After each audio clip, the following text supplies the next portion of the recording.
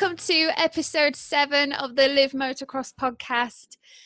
We're doing things a little bit differently this week. So, Darren, where are you? Well, I am in my office at work. As you can see behind me, my beautiful pallet cladding that I've got and the kids' gear that I'm doing. So, I'm kind of working from office at the moment. So, a bit different for me. Office / garage, I think, at the moment, isn't garage, it? / work, it's a bit manic at the moment, to be fair. Coming back off. There we go. So if you can see the guy just below us, we have got a pretty big guest on this week's podcast. Darren, do the honours. One of the nicest guys in the paddock, and I know he's sat underneath me there on the video link, but he won't mind me saying that. He's such a cool guy, and really looking forward to this one because such a nice guy. You know, he's been there, got the t-shirt, so really looking forward to this one because I'm sure there's loads to come from this. That's it. There we are. So we have USA's Thomas Covington on the line. Hey guys, thanks for having me on, and thanks for the kind words, Darren. Made me sound a lot better than I am, but I'll take it. So how's sunny Shropshire, mate? Is it you're in Shropshire at the moment, are you? It's beautiful. I'm really enjoying being up here, and the cycling routes, everything's really nice over here. A bit more enjoyable than if we had to quarantine over in Belgium or something like that. Oh, God, yeah. It's not too bad. And it's really good that we've got good weather. Otherwise, cycling and all that kind of thing and stuff like that you can imagine how bad it would have been other than that. So, how far do you go? Just because we're both cyclists, I'm just interested. How far do you go on a normal run, mate? Just as a pro athlete, that's all I was wondering. Well, actually, I don't do a whole lot of running just because my knees are terrible. I've got the knees of like a 80-year-old. So, I do a little bit of run. I'll wake up and do just like a 30 or 40-minute run, like before breakfast in the morning most of the time. But I mostly do cycling. That's my main thing. Like this morning, went out with a buddy. We just did like 30 miles. But I'm not as strong as I used to be there. I used to do a lot more cycling. I guess about 3 or 4 years ago, I was like cycling 7 days a week. But I'm trying to build back up now that we have all this time on our hands. Well, it doesn't just come like that anyway, does it? But but you've got to put the miles on, mate, anyway. So we're really intrigued, mate, because obviously you've gone the opposite way to most American riders would. Obviously, a lot of them stay over in America and go through the system there, and then sometimes in their career they come over to GPs, but literally when you're still fairly young, you've decided to jump ship and do the Grand Prix. What was the philosophy behind that, mate? How did it all happen in the beginning? And just tell us the story about where you started from, really, and how you made the progression to there. Yeah, so I grew up in Alabama, in the middle of nowhere, out in the country. I didn't follow motocross a whole lot until I guess I was about 12 or 13. Then I started getting a bit more serious, and at that point we moved out to California, and it started to be kind of like possibly be a career for me in motocross. And pretty much my dream the whole time growing up was to sign a pro contract and turn 16 and race Supercross, AMA outdoors, all that. I didn't even know the MXGP existed at that point. But then 1 year after Loreto Lynch, I got the opportunity to come over and race the European 250 class at Matterley Basin with CLS, and I just thought it'd be a cool experience. So I came over, and that was really my first taste of GP racing. So obviously I'd heard of guys at that point like Caroli and Hurlings and whatnot, but other than that I didn't know anything about it. But it really took me by surprise how professional the whole event was, and just watching Caroli ride, I was like fascinated. I was a huge Caroli fan. But that was my first taste of it. And then I still went back to America, and ended up actually signing a contract with Pro Circuit to make my pro debut with him for outdoors, and I think 2014 it would be. Mm-hmm. And so I was basically just training with that. I was training with Johnny O'Mara at the time, and we were getting ready for outdoors. And then this opportunity came up to do just the first 3 GPs. It was Qatar, Thailand, and Brazil. Just as kind of like a warm up for the outdoors in America, because I wasn't starting out in Supercross. I was going to go into outdoors. So, and amateur racing in the US, it's only, you do like maybe 5-6 lap motos. They're pretty short. Mm-hmm. They're like sprints. So, and except at Loreto Lynch and a few others, that you get a little bit longer moto. But I just thought it'd be a good experience to get some like longer race motos under my belt, and a cool experience anyway, just to do all the traveling. And I'd never really been out of the US except to that GP at Matterley Basin. So, yeah, I decided to go for it, and Mitch built me a few engines to ship over and that I used to race with, and ended up doing really well at my first race. Got a third in one of the motos at Qatar, and really just enjoyed the experience overall. You know, traveling all over the place, and it really opened my eyes to the rest of the world. And then CLS, you know, asked me if I'd be interested in staying the whole season. And at first I was like, oh, no way. Like, I've worked my whole life for this contract in the US. Like that's what I'm going to do. But the more I thought about it, you know, and they kept kind of bugging me like, come on, like, we'd really love to have you. And the more I thought about it, I was like, man, this is a really cool opportunity. Aside from the racing aspect of it and career-wise, just really cool life experience to see the world and, you know, race my dirt bike while I'm doing it. And at the end of the day, I spoke to Mitch and Kawasaki, and they were good with it. I mean, I was still on a Kawasaki at that point, so decided to go for it. Cool. Well, it's just really nice to hear a different take on, you know, the way people go about things and stuff like that. So yeah. You mentioned there, obviously, Loretos and all that kind of thing, you know, the usual amateur thing that the American circuit do. But going back to the very beginning then, what was your first bike, mate? What was it? Was it like the Pee-wee, or what did you first have? I had a little Yamaha PW50. Mm-hmm.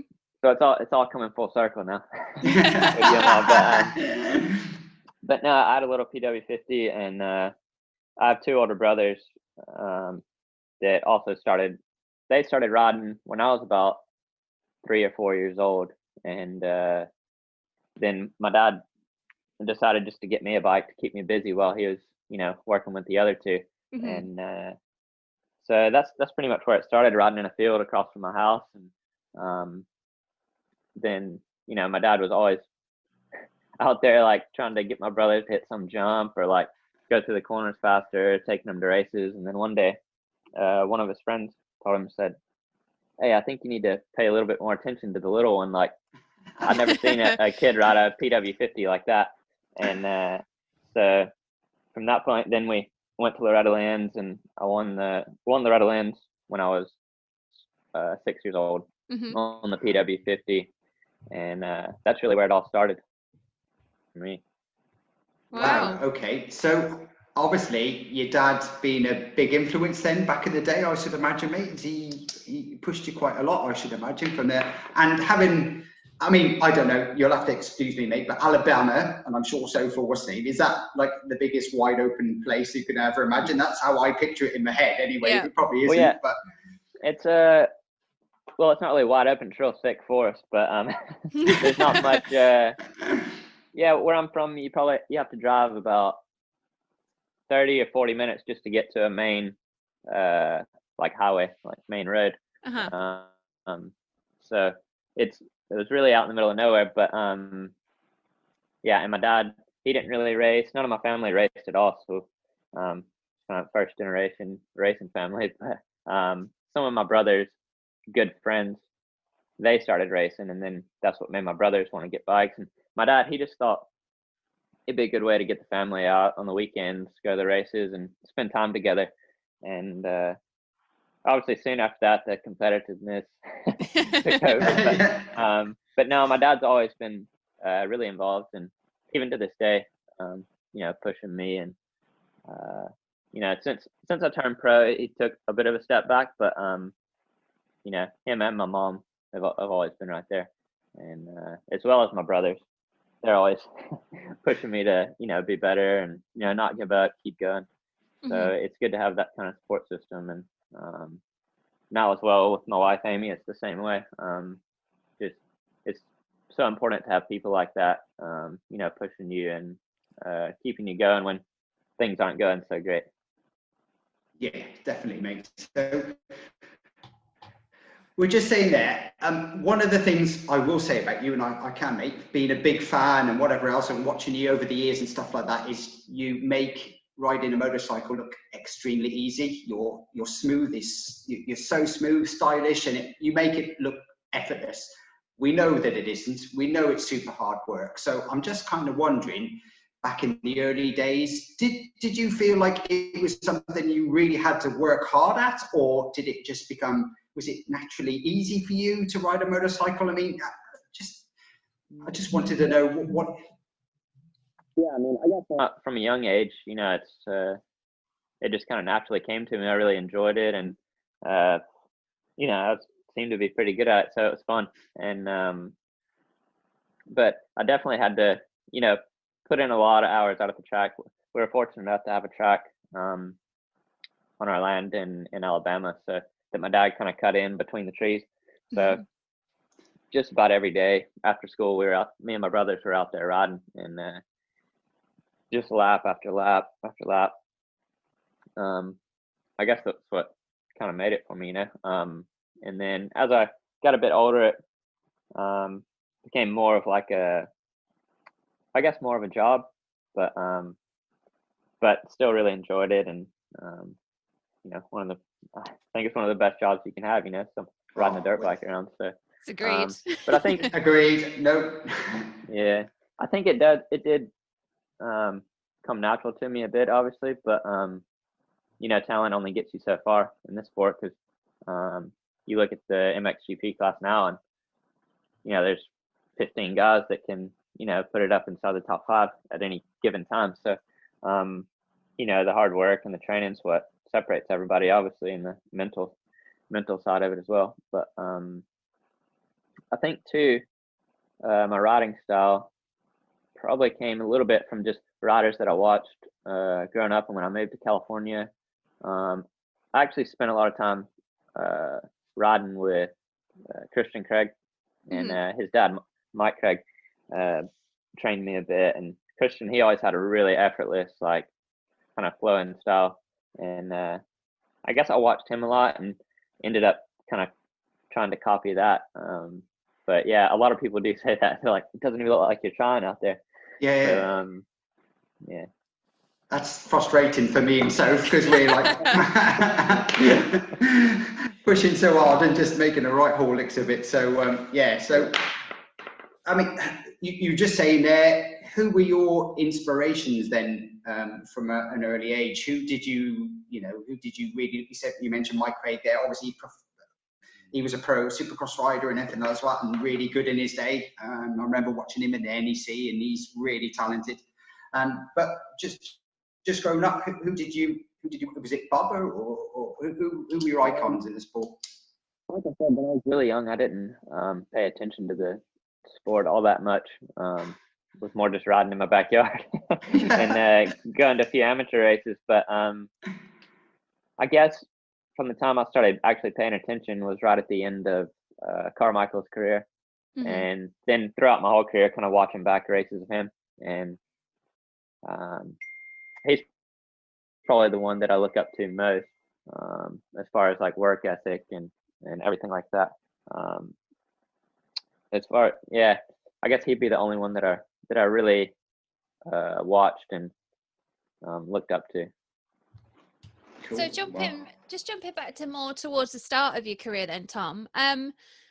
Well, I suppose you could say up to now. What would be sort of your main career highlights across the years? What are the ones that have really stuck in your mind? When I was really young, as far as amateur days, it definitely have to be, I barely remember it, but my first title at Loreto Lynch on the PW50, that was obviously a big, that's where it all started. But I guess I won Loretta's 3 times, and all 3 of those stand out as like big moments for me. One other time in the 85, like 12 to 13 class, and then again in the, I think it was 250B class. Like really spread apart, like age-wise, and all on different bikes. And there's probably a lot of times in there where I thought about, and my family too, like, oh, should we keep doing this? Like, it costs a lot of money. Like, is it really worth it to keep doing all this? And it's dangerous and all that. But it seemed like those wins were just spaced out enough to keep us going. So, a bit more motivation.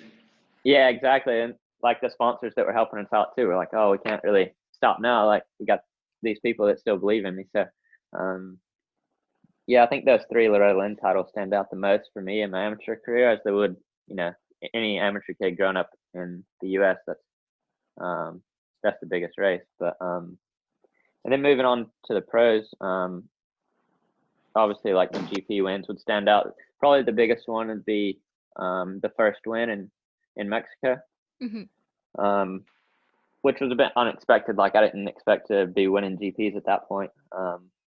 And so that was amazing. And then towards the end of my 250 GP days, was just probably one of the motos at Arco de Trento, where I had a really good battle with Jorge Prado.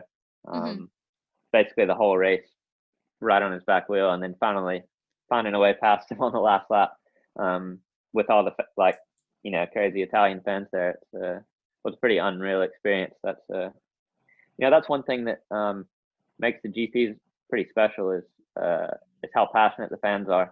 You see them hanging over the fence and screaming. They have smoke bombs going off, air horns, and it's a pretty awesome feeling. Yeah, you feel that, right? You as a rider, you're just going to get hyped up on that, aren't you? Because it just all adds for the atmosphere and whatever else. So, 4 GP wins. Is that right? Yeah. 16 podiums. So it's not bad. Sure. I wasn't sure how many. Yeah, people ask me sometimes, and I wasn't sure how many I had. No. That's what it says anyway. So, did you find the transition from America to Europe very easy? Because lots of guys struggle, don't they, when they jump ship, vice versa, both ways, whether the guys go over to America and whatever, they make that transition. Sometimes it just doesn't work for them. And we've heard it several times already in our podcasts when we've spoken to people. How was it for you, mate? Now, I'm going to use this because I'm probably going to get into trouble here. But when I think of Alabama, I'm thinking front porch, banjo, ding, ding, ding, ding, ding.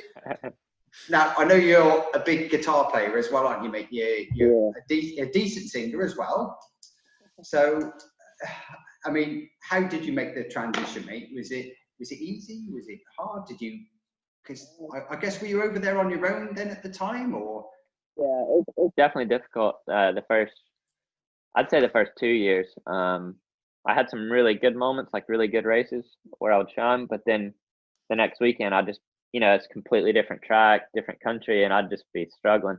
Kind of like after those first 3 GPs that I did the first year, and then I decided to make the move to Europe, moved to Holland, basically by myself at 17. Then went to the first round at Arco de Trento, and I'm not even sure if I scored any points after being like top 5, kind of fighting for top 5 at the first 3 flyaways. And that was kind of my first taste of how different the GP tracks were. I think it was just a combination of, one, I'd never ridden a track that was rock hard like that. In America, most of the tracks we ride are like ripped up and water's real nice. You get nice ruts and everything. Whereas there, I don't even think they rip the track at all. It's just kind of flattened and like a solid rock base. So I struggled with that for a while, but yeah, probably the whole first 2 years I struggled a bit, and there were a lot of times that I wanted to come home. Just like, what am I doing here?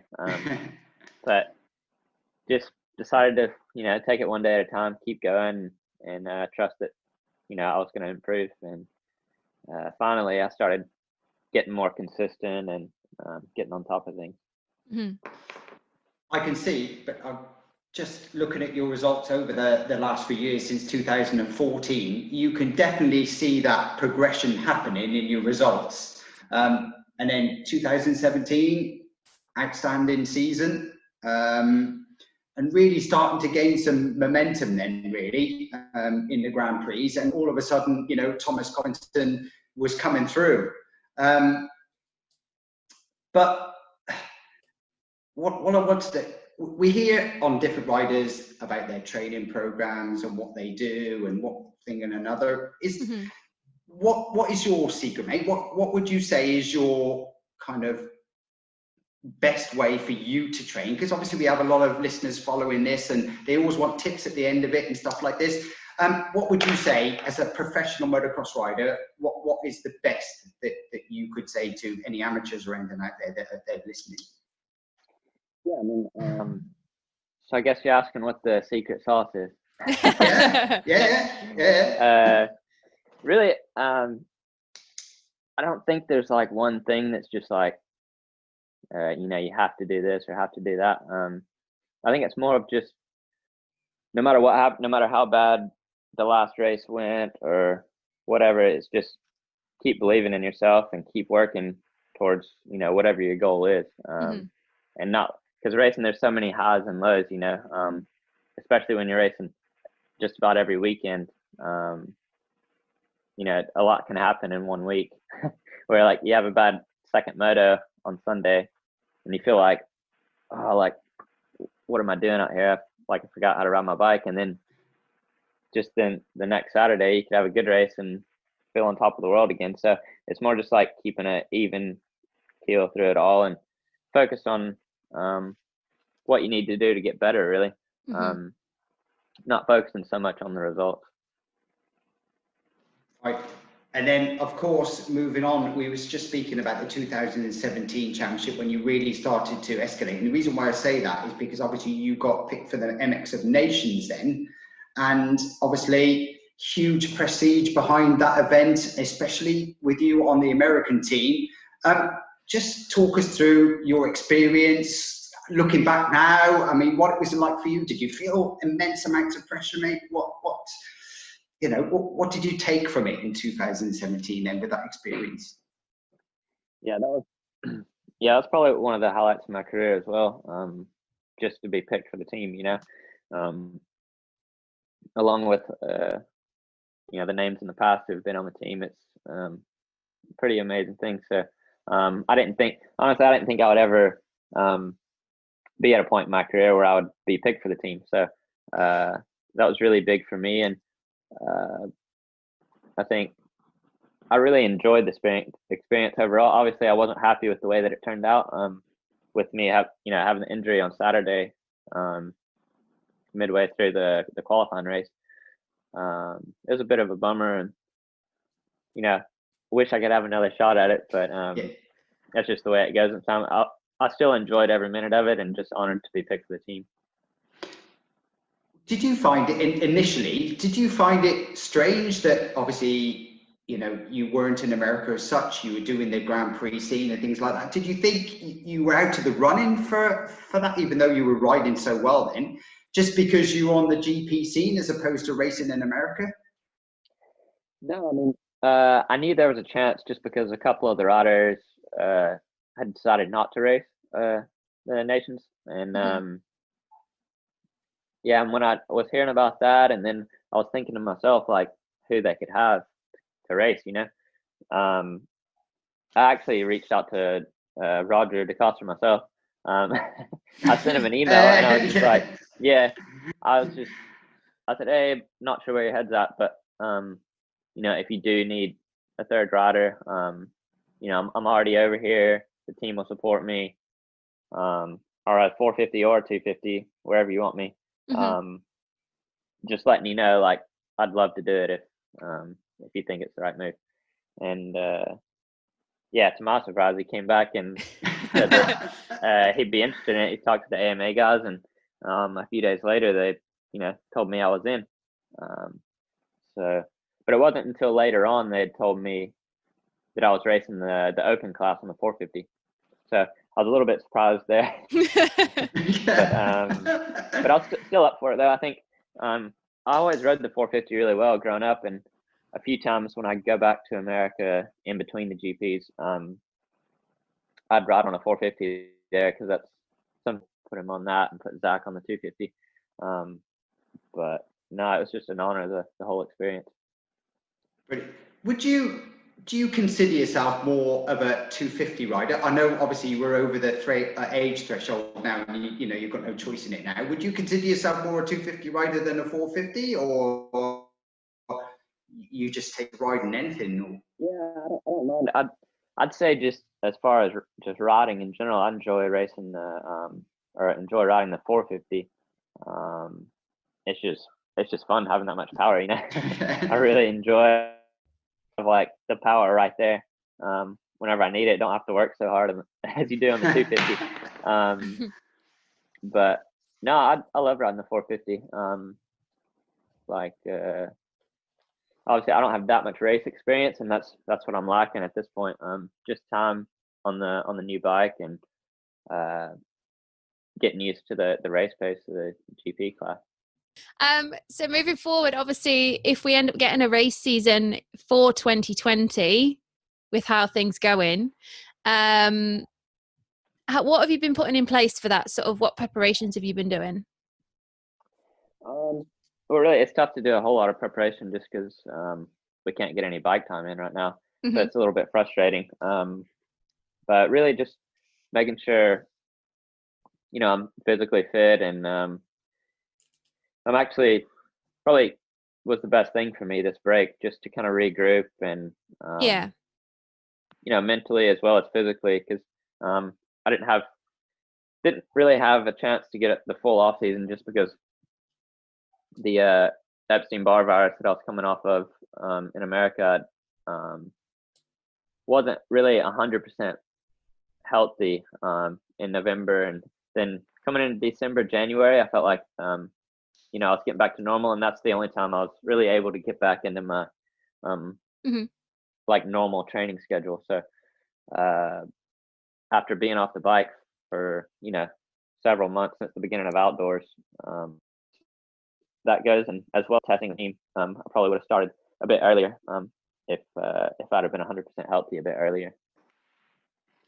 But you're obviously quite a methodical rider as well. So the thing is, as a professional athlete as well, never mind. I mean, we all know motocross is probably the hardest sport, if not, in the world. But you didn't even feel yourself, even as a human being, did you? Never mind the job that you've got to do as a professional motocross rider. You mean in America, or? No, well, yeah, when you come off, obviously, having that virus, you wouldn't have felt yourself anyway, would you? Never mind the job that you have to do.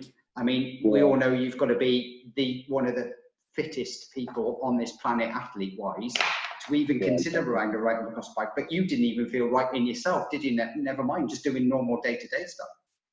Yeah, exactly. It's just it was a tough time for sure. Just as far as moving back over to England or back over to Europe, and then trying to get testing going with the team and settling in, and then with the season starting so early, it was just, in hindsight, it was a bit all mixed up, because I was just trying to get too much in the short amount of time that I had before the season.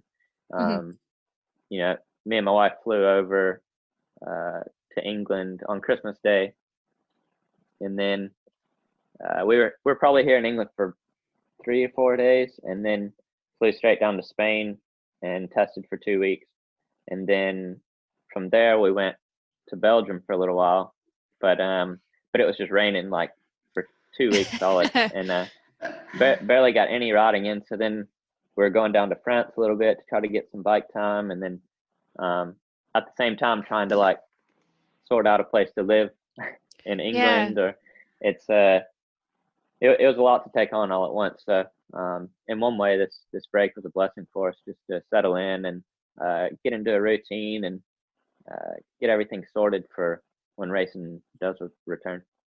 So obviously a lockdown might be eased a little bit in the UK over the next month or so.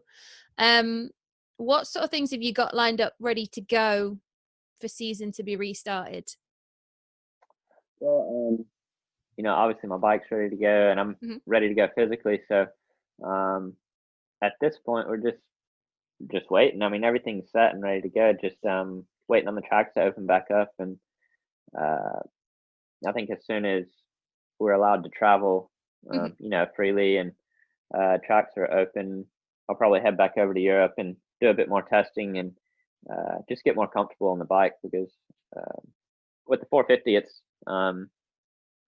it's really a fun bike to ride and everything, but when you go racing, everything needs to be just exactly on point, because it's so much power and it can bite you so quick. And I think more importantly than having like a good engine or a fast bike, just having everything set up right, suspension and all that, and just being comfortable in your setup. And I think that's probably the biggest thing that I'm lacking now, is just seat time and time on this new bike.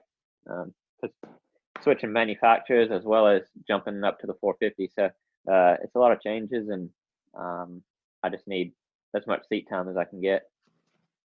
For sure. Darren, do you want to add any more bits in until we go into the Q&A?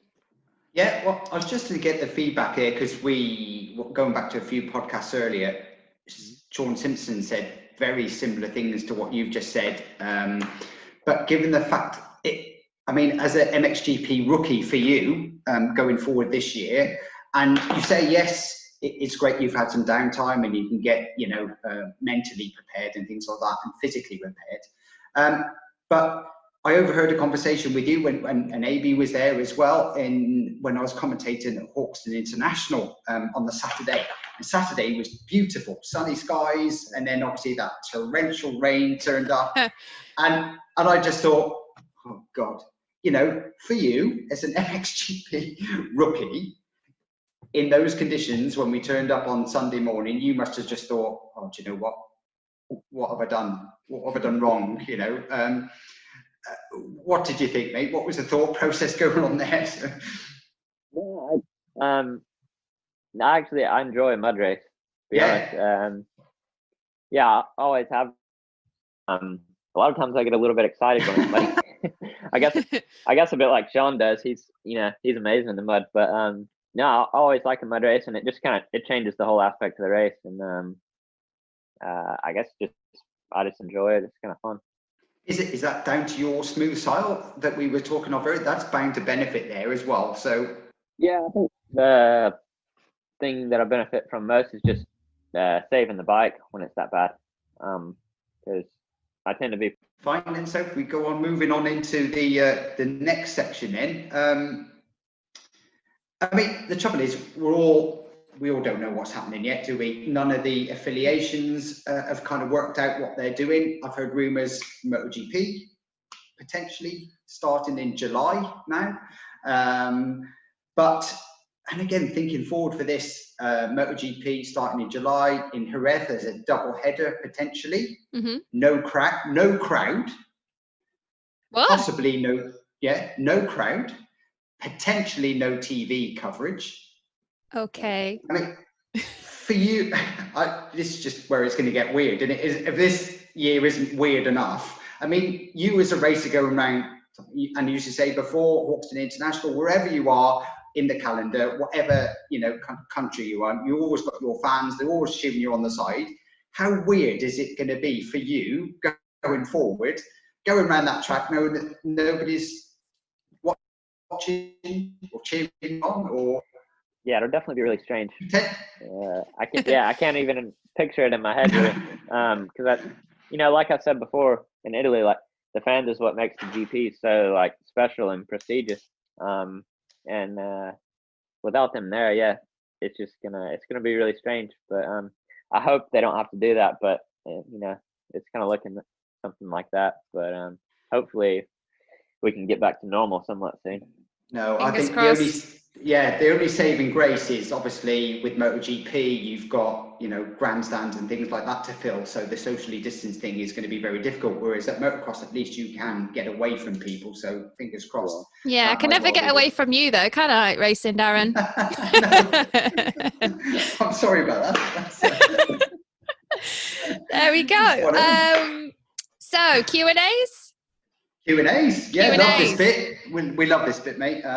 So we've had quite a few, a mixture really of messages coming in this week, just over social media and on the website and bits and bobs.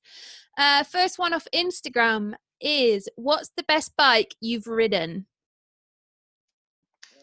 I think the most enjoyable bike to ride that I've ridden is the Yamaha 450, the newest one. Just straight out of the box, because I rode it that way in California, like before we made the move over here to Europe this year. Mm-hmm. I just had a completely standard 2020 Yamaha, even the stock handlebars and everything. And I just had a blast riding it, like after the year that I'd had, and then just kind of getting a new start, like starting over and hopping on that bike. I just, I had the time of my life on it. So just smiling and get under your helmet and good. Sure. Right, Gosh. okay.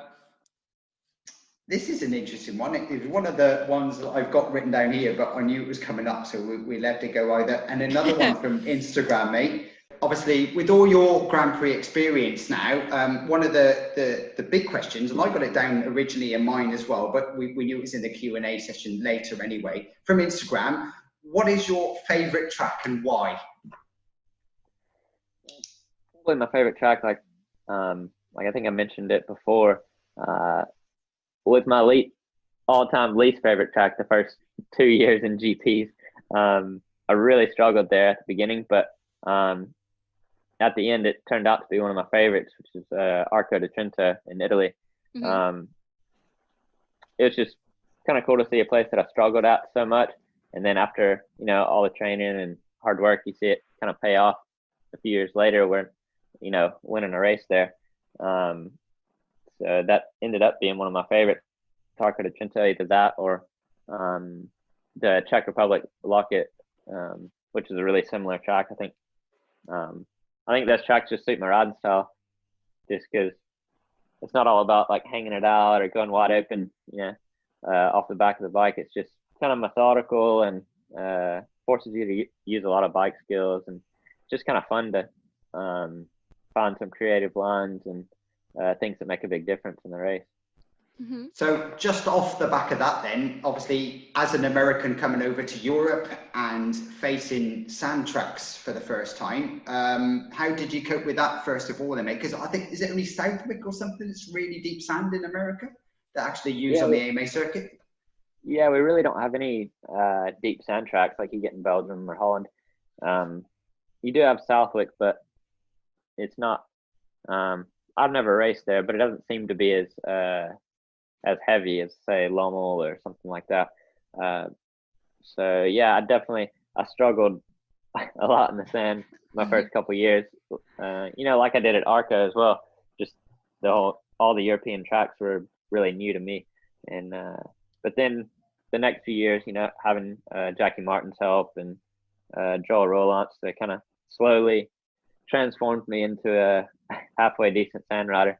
So that was really cool to see for me, because I've really struggled in the sand the first couple of years. So it was awesome to actually get a podium there. One of my last couple of years racing MX2. There we are. So, I mean, we've probably hit this already at some point during the podcast. The next question. Did you? What? You're jumping in again, as per usual. Yeah, go on, there you go. No, I was just going off the back of that, obviously with regards to the sand and things like that.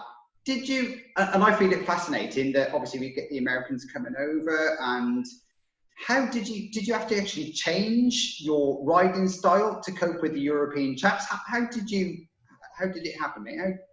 How did you make the transition when you say, obviously, because it is a process to getting used to, isn't it? And you see MotoGP and World Superbike and things like that, you know, from one bike to another, people having to really change the riding style. But how would you explain it as best you can? Nothing really replaces the time that you put in out there at the track, out at Lommel and whatnot. I don't think it's really changing my style much, but just a few little tweaks here and there, which you know, Joel and Jackie helped me with. Like a lot of times, actually, one thing in particular was keeping my feet on the pegs more than I normally would. Like you watch Crowley or somebody go around the track, it's like they never take their feet off the pegs in the corner, just about. And you know, in America, that's had been like pounded into my head for, you know, for years. You know, you come into the corner, brake, sit right up at the front and stick your leg out, like up high in the ruts, you know. And you go around Lommel, and it's like a lot better if you just keep your feet on the pegs and keep driving throughout the whole corner. So that was definitely something that I had to learn. Cool. There we go. So like I say, we've probably hit this next question at some point through the podcast. You could probably do this on one question, to be fair. Your favorite youth motocross memory and why? And was there anyone that you looked up to when you were younger? Yeah, I think I mentioned a little bit before. Nothing really stands out more than those Loreto Lynch titles when I was young. Just those are really cool as well. It's like Loreto Lynch is not far from, or I mean, it was about 3.5, 4 hour drive from where I grew up, and a lot of times I had my whole family there, my grandparents and everything. So those always meant a lot to me, the championships at Loreto. And person I looked up to most, like I said before, just have to be Ricky Carmichael. Wasn't really anyone else that I idolized or anything like that. Ricky was probably, the biggest role model in motocross. And then, you know, later on in my career, or actually not so far later in my career, when I was on 60, when I first got on a 65, I got the chance to go to Ricky's farm and train a bit with his mom, Jeannie. And then throughout the years, I went and stayed down there at Ricky's farm from time to time. And then again, when I was in America this last year, it's where that's where Amy and I lived most of the year, there in Tallahassee with and training at the farm. And it was really cool just to, you know, hang out with Ricky a bit and you know, try to learn as much as I could from him. So Loreto Lynch, I mean, it's a fabled event for us. We over here, we hardly hear anything about it. We see it on the videos, you know, the old videos where you got Bubba and all Carmichael and all that when they were kids. The whole weekend, real fun weekend. Is it really like that? I mean, they're jumping in the lakes, they're doing this, that, and the other for the whole weekend and stuff, and the podiums look amazing and just really good fun. Firstly, was it really like that? Because we don't get to see it over this side of the pond. And the second thing, when you grew up, who were your rivals going through when you turned up at the Loretos? Is there anybody that stands out that, you know, we know now? Or? Well, I guess Loreto Lynch, I always look forward to it all year. It's probably the most fun week of the year. Well, one, we got to get out of school for a week. And two, we had like all our friends there, you know, from the motocross industry. But yeah, it's definitely, I miss going to Loreto Lynch actually. Just fields and fields full of campers, and, you know, everybody brings their whole family out, all the kids, and it's pretty much just like you see on the videos, honestly. There's golf carts and pit bikes everywhere. Going swimming. It's I want to go back one day. I know it won't be as fun now as I'm a bit old. Do they do a pro adult race over there? No, because obviously we just think it's youth and schoolboy side, but they actually do a adult pro race out there, do they? So well, it's not like an AMA Pro. You're not allowed to really race Loreto Lynch. It's an amateur event. But they do have what they call like the A class or the pro class, which is usually the kids who, you know, have probably already got like factory rides or whatever. They're probably going to go pro the next weekend over at Unadilla or wherever. That's like the top of amateur racing. So yeah, it's technically, I guess it is a pro class, but. Oh, okay. So, ready for quick fires, do you think, Darren? Yes, I love this bit. This is a new thing. And you've dropped a few big names there, to be fair. And I always sneak this one in. Like, look at Soph's face. Your phone book, on your phone, who is the most famous person in your phone book? Most famous person? It could be. Probably Ricky. Carmichael. Oh, Yeah, we'll boom. take that. Yeah, we'll take that. No bigger. Boom. Yeah. Oh no, Amy's in the background. Oh, tell her to jump in. I'm waving at her. Yeah. She can hear you now that my mic's Ames. Yeah, I've been here, Thomas, for about that time. Hi. Hello, hi. You okay? Yeah, not too bad. Just come on, sit in. Bored. Yeah. It's hard times, isn't it? Yeah. Have you met Stella yet? I'll show you at the end. Okay. Yeah, well, I guess I'll finish. We're pretty good family friends with Jamie Spears, Brittany's father. Uh-huh. So that would outdo Ricky. I don't know. There you Maybe. go then. I never thought I'd be talking about Britney Spears on this podcast. No, I'm not not me. gonna lie. No, live back. No, definitely not. Yeah, he and his wife came over and watched Motocross of Nations at Matterley when I raced. That's crazy. Yeah, that's wild. Absolutely wild. What? Good stuff. Right. So I've probably messed up on this, to be fair, because I did send you these questions through, didn't I? And I didn't see that it had got the quick fire round on the bottom. So basically, what we're saying, listeners, is she never thought that process through at all, did she? Because you're not meant to see these, mate. They're just meant to be this or this, off the spur of the moment, go for it. But right. So you just act surprised. So, quick fire. We've got 5 questions. The first one that pops into your brain, say it straight out. Okay, so you haven't seen these before whatsoever. I could answer these for him, I'm sure of it. Yeah, right. Yamaha or Kawasaki? Yamaha. 2-stroke or 4-stroke? 4-stroke. USA or Europe? USA. 250 or 450?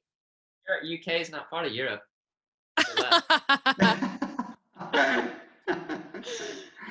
Oh dear, that's going to come back and haunt you, mate, innit? Go on. 250, 450? 450. Oh, stumbled on that one. RC or Bubba? We know the answer to this one. Of course it's going to be.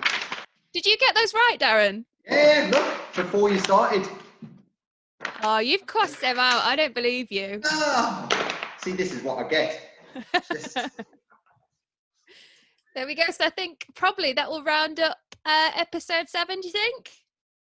Cool. Yeah. Normally you've got a bit more to say than that. No, I just... Hi, Stella. Oh! She's so cute. Yeah. Oh my gosh. Doing interviews, so. This is all I get when we go motocrossing. Any dog that comes out in front of us, Soph's gone. I can be talking to her 10 minutes and I walk away. She's gone. Absolutely. Yeah, Amy's same way. Yeah. We all the same. All the same. She's so cute. Right, back to where we were, and no more puppy talk. No. Darren, anything to round up? I'd just like to round off, Sophie, in saying I've always been a big fan of Tom's anyway. Really nice guy. You know, I've taken my boys to meet him, and they've fallen in love with him as well. And they've got a fan that, you know, they just, you know, they love him to death. So whenever we're going now, we're always looking out for him and everything. So really nice guy. And let's just say, with everything that you've been through, mate, over the last year or so, we wish you the very best. And I just can't say any more than that. You're a genuinely really nice guy. We just want to get to see you back on top where you deserve to be, on a bike that you like and you love and enjoy, and just smiling again, riding your motorcycle. That's all I want to say. Well, thank you. Appreciate everything, and thanks for having me on the show. I enjoyed talking to you guys. Anytime. So I think that rounds up episode 7 of the Live Motocross podcast. Join me and Darren next week, where we'll be bringing you another special guest, but make sure you stay tuned to iTunes, Acast, Spotify. It's on 99% of the platforms now. Yeah, it's a lot. But in the meantime, join us next week. No matter how hard we